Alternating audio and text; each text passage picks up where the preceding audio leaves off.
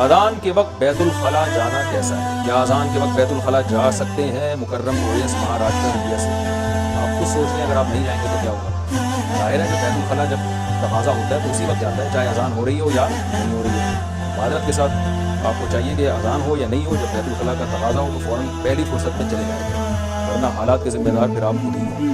نذر و نیاز میں کیا جانور قربان کر سکتے ہیں؟ کیا بقرعید کی قربانی کے علاوہ نذر و نیاز کے لیے جانور ذبح کر سکتے ہیں؟ مفتی عالم کشمیر۔ جانور ذبح کرنا صرف حج کے موقع پہ عبادت ہے، دم کے طور پر، اور بقرعید میں اور عقیقے میں۔ اس کے علاوہ جانور ذبح کرنے کا اسلام میں کوئی تصور نہیں۔ گوشت کھانا ہو تو ذبح کر لیں، نہیں کھانا ہو تو نذر و نیاز سے مراد تو صدقات و خیرات ہیں، تو وہ اگر ہیں تو وہ پیسے صدقہ کریں یا راشن ڈالیں کسی غریب کو۔ جانور کو ذبح نہ کریں کیونکہ لوگ اس کو سنت سمجھتے ہیں، تو اس عمل سے بدعت کی تائید ہوتی ہے کیونکہ یہ نبی صلی اللہ علیہ وسلم سے ثابت نہیں ہے۔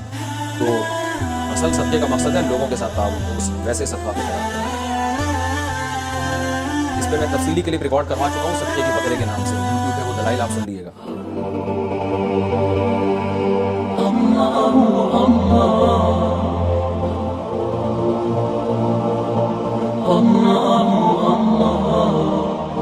دین کی بات پھیلانا صدقہ جاریہ ہے۔ ثواب کی نیت سے ویڈیو کو شیئر ضرور کیجیے۔ جزاک اللہ۔